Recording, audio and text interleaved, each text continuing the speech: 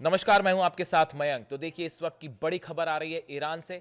जिस तरह से कल डोनाल्ड ट्रंप ने ईरान को धमकी दी, उसके बाद ईरान ने करारा जवाब दिया है और मिडिल ईस्ट में अमेरिका के 10 एयर बेसिस पर अपनी फतेह 2 मिसाइल तान दी है और लॉक्ड एंड लोडेड, ये शब्द का इस्तेमाल किया था कल डोनाल्ड ट्रंप ने। ये कहा था कि ईरान अगर प्रदर्शनकारियों पर कार्रवाई करता है तो उसका जवाब अमेरिका देगा, अमेरिका उसमें हस्तक्षेप करेगा। और उन्होंने ये भी कहा था कि locked and loaded and ready to go, शायद वो अपने B2 बॉम्बर्स की तरफ इशारा करते हुए डोनाल्ड ट्रंप ये कह रहे थे कि हमारे जो B2 बॉम्बर्स हैं और जो मिसाइल्स हैं वो लॉक्ड हैं, लोडेड हैं, रेडी टू गो है, इसका इस्तेमाल किया था।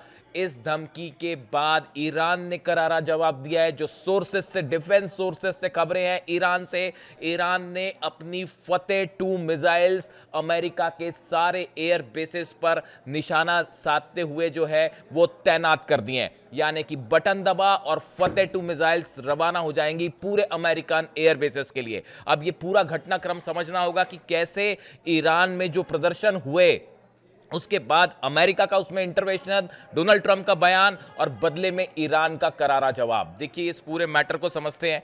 कल देखिए, एक तो कल मैंने एक वीडियो बनाया था, आप सबने देखा ही होगा कि किस तरह से मैंने ये बताया था उस वीडियो में कि ईरान के इस प्रदर्शन के पीछे किसकी साजिश हो सकती है।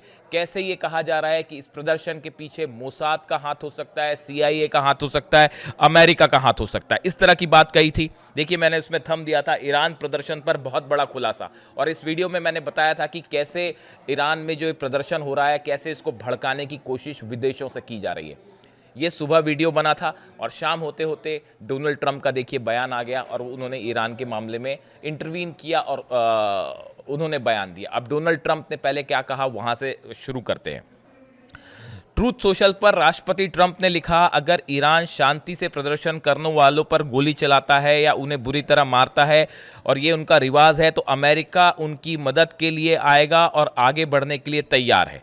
और इसके साथ ही उन्होंने जो शब्द का इस्तेमाल किया, he wrote that the United States was locked and loaded and ready to go. अब ये शायद वो B2 बॉम्बर के लिए कह रहे थे कि ईरान के जो B2 बॉम्बर हैं वो रेडी टू गो हैं और लॉक्ड हैं टारगेट, इस तरह की बात उन्होंने की। अब जब ये डोनाल्ड ट्रंप का बयान आया, उसके फ़ौरन बाद ईरान के 4 बड़े बयान ईरान की तरफ से आए। और ईरान की तरफ से पहला बयान आया, ईरान के राष्ट्रीय सुरक्षा प्रमुख अली लारिजानी ने सोशल मीडिया पर लिखा कि अमेरिका की दखल से पूरे इलाके में गड़बड़ी होगी और अमेरिका के इंटरेस्ट को नुकसान होगा। ये अली लारिजानी, पहला बयान। अली लारिजानी साहब जो कि एडवाइज़र हैं अली खामेनी साहब के, और सुरक्षा परिषद जो है वहाँ पे, राष्ट्रीय सुरक्षा परिषद के प्रमुख भी हैं। उन्होंने कहा, Trump should know that intervention by US in the domestic problem correspondents to the chaos in the entire region and the destruction of the US interest. अगर अमेरिका ने हस्तक्षेप किया है तो ये उसके लिए घातक साबित होगा। ये जवाब आया अली लारिजानी साहब की तरफ से। The people of the US should know that Trump begin the adventurism, they should take care of their own soldiers, अपने सैनिकों का ध्यान रखें। ये जवाब आया ईरान की तरफ से।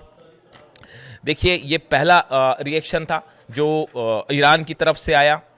इसके बाद दूसरा बयान जो है वो भी supreme leader Ayatollah Ali Khamenei के करीबी सलाहकार हैं अली शामखानी, इनकी तरफ से आया और उन्होंने ये कहा कि ईरान के मामलों में किसी भी तरह का हस्तक्षेप बर्दाश्त नहीं किया जाएगा और ये ईरान के लिए एक रेड लाइन होगी। यानी अगर आपने इसको क्रॉस करने की कोशिश की तो फिर इसका जवाब दिया जाएगा। अगर आपने ईरान के इंटरनल मैटर्स में हस्तक्षेप किया तो इसका करारा जवाब अमेरिका को दिया जाएगा। ये दूसरा जवाब जो है वो ईरान की तरफ से डोनाल्ड ट्रंप को दिया गया, अमेरिका को दिया गया।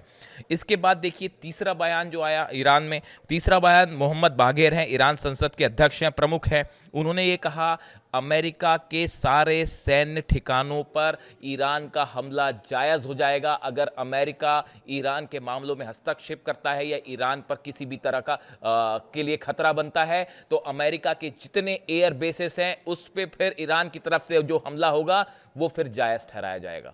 ये बात ईरान के संसद के प्रमुख ने कही। चौथा बयान बताता हूं मैं आपको। ईरान के विदेश मंत्री अब्बास अराक्ची साहब ने क्या कहा। ईरान में जारी विरोध प्रदर्शन के बीच ईरान के विदेश मंत्री अब्बास अराक्ची ने सख्त चेतावनी दी है। उन्होंने कहा है कि देश की शक्तिशाली सशस्त्र सेनाएं पूरी तरह से तैयार हैं और किसी भी तरह की ईरानी संप्रभुता पर अतिक्रमण होने पर उन्हें पता है निशाना कहां साधना है। इशारा जो है वो अमेरिकन बेसिस की तरफ था। अराक्ची ने अमेरिका का उदाहरण देते हुए कहा कि यह कदम असामान्य नहीं है। उन्होंने डोनाल्ड ट्रंप के कार्यकाल में अमेरिका के भीतर नेशनल गार्ड की तैनाती का हवाला देते हुए कहा कि जब अमेरिका अपनी सीमाओं के भीतर बल प्रयोग कर सकता है तो ईरान भी अपनी संप्रभुता और सुरक्षा के लिए ये अधिकार अपने पास रखता है। उन्होंने डोनाल्ड ट्रंप को याद दिलाया कि जब आप जो है नेशनल गार्ड तैनात कर सकते हो अपने देश के शहरों में, तो ईरान भी अपने इंटरनल मामले में सुरक्षा का पूरा अधिकार रखता है। और उन्होंने ये भी साफ साफ कहा, हमें पता है कि हमारे टारगेट्स कहां पे हैं।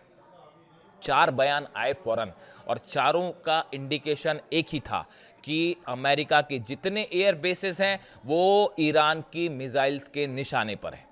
और जो खबरें ईरान से आई, ईरान ने अपनी फतेह टू जितनी मिसाइल्स हैं जो कि बैलिस्टिक मिसाइल्स हैं, वो अमेरिका के सैन्य ठिकानों पर निशाना साधते हुए उन्हें लॉक भी कर दिया है और लोडेड भी कर दिया है। ये लॉक्ड और लोडेड शब्द का इस्तेमाल जो ट्रंप ने किया था उसका जवाब ईरान से आया और ईरान ने अपनी मिसाइल्स जो हैं वो तैनात कर दी हैं। अब देखिए, एक बार हम छोटे से में ये बात कर लें कि जो खबरें हैं कि कौन से ऐसे प्रमुख ठिकाने हैं अमेरिका के जो निशाने पर हैं ईरान के। नंबर 1, अल उदैद एयरबेस। देखिए, ये दोहा कतर में जो एयरबेस है अल उदैद एयरबेस, ये नंबर 1 टारगेट होगा ईरान का। सबसे बड़ा एयरबेस है, सबसे बड़ा अड्डा है अमेरिका का कतर में। और ये पहला वो जगह होगी जहां पे अगर ईरान हमला करता है, अगर ईरान पर हमला हुआ और ईरान जवाब देगा, तो जिस एयरबेस पर पहला हमला हो सकता है वो है अल उदैद एयरबेस। इसके अलावा आप बहरीन की बात करें, देखिए बहरीन में अमेरिकी नौसेना का 5वां बेड़ा है जो खाड़ी, लाल सागर, अरब सागर और हिंद महासागर के कुछ हिस्सों में तैनात जो अमेरिकन फोर्सेस है उसका जो मुख्यालय बहरीन में है। तो बहरीन जो है ये दूसरा टारगेट हो सकता है। इसके अलावा इराक में अल असद बेस, ये वो बेस है जो कि ईरान की मिसाइल्स के निशाने पर होगा। और जैसे हमने देखा था पहले कि कासिम सुलेमानी साहब की जब हत्या हुई थी, असैसिनेशन हुआ था, उसके बाद भी ईरान ने अल असद बेस पर जो है वो ताबड़तोड़ मिसाइलें दागी थी और वहाँ पे ज़बरदस्त नुकसान हुआ था। और वो शायद तस्वीरें जो हैं आज भी लोगों के जहन में होगी कि वो जो बैलिस्टिक मिसाइल्स ईरान की धड़ाधड़ गिरी थी इराक में अल असद बेस पर, वो एक खासा बड़ा चैलेंज था अमेरिका के लिए। इसके अलावा देखिए, कुवैत में अली अल सलेम वायुसेना अड्डा जो है ये भी ईरान की मिसाइल्स के निशाने पर होगा। यानी ये वो अड्डों की बात की जा रही है, वो अमेरिकन बेसिस की बात की जा रही है जिन पर मिसाइल्स तैनात कर दी गई हैं, जिन पर टारगेट करते हुए ईरान ने अपनी मिसाइल्स तैनात कर रखी हैं। यूएई का अल धाफरा वायु अड्डा जो है, यहाँ पे संयुक्त अरब अमीरात की राजधानी अबू धाबी के दक्षिण में स्थित है और संयुक्त अरब अमीरात वायुसेना के साथ जो है अमेरिकन सेना जो है वो साझा करती है इस एयरबेस को, यानी दोनों जो शेयर करते हैं इस बेस को। इसी तरह जॉर्डन, ये वो 5 या 6 बड़े बेसेस हैं जिनके लिए बताया जाता है कि ईरान ने अपनी फतेह टू मिसाइल निशाना साधते हुए रेडी मोड में रखी हुई है कि अगर किसी भी तरह का हमले की कोशिश होती है फौरन जवाब दिया जाएगा। और इस बार देखिए, बार बार ईरान की तरफ से ये कहा गया है कि अगर हमले की कोशिश होती है तो इस बार दोनों तरह की खबरें आई। पहली खबर I surprise, bar bar Iran एक शब्द का प्रयोग कर रहा है कि इस बार ईरान बड़ा सरप्राइज देगा, बड़ा एक ऐसा कोई जवाब देगा जो पहले किसी ने नहीं सोचा हो। इसको लेकर बड़े सारे स्पेकुलेशन है। कई डिफेंस एक्सपर्ट मानते हैं कि शायद ईरान ने इस बार अपनी स्ट्रेटजी चेंज की। पिछली बार हमने देखा 12 दिन की जंग में ईरान रोज करीब 50 से 60 मिसाइल दाग रहा था। इस तरह का ऑन एन एवरेज हमले निकल के आ रहे थे। लेकिन इस बार जो खबरें हैं, ईरान एक साथ कई मिसाइल्स दाग सकता है इजराइल पर भी और अमेरिका के हवाई अड्डों पर। ये एक बड़ी स्ट्रैटेजिकल चेंज हो सकता है। बताया जा रहा है ईरान में लगातार मिसाइल प्रोडक्शन हो रहा है, मिसाइल्स लगातार तेजी से बनाई जा रही हैं। और अब इस विवाद के बीच ये पूरा मामला जहां पर आगे बढ़ता दिख रहा है, ईरान हिंसा के बाद जिस तरह से इंटरवेंशन हुआ है डोनाल्ड ट्रंप की तरफ से और उन्होंने जो शब्दों का इस्तेमाल किया लॉक्ड एंड लोडेड, ये खासा एक विवाद का विषय बन गया है। यूएन में भी जो ईरान के राजदूत हैं उन्होंने भी इसके खिलाफ आपत्ति जताई है कि इस तरह की धमकी जो है ईरान की संप्रभुता के खिलाफ है, ईरान का इंटरनल मैटर है।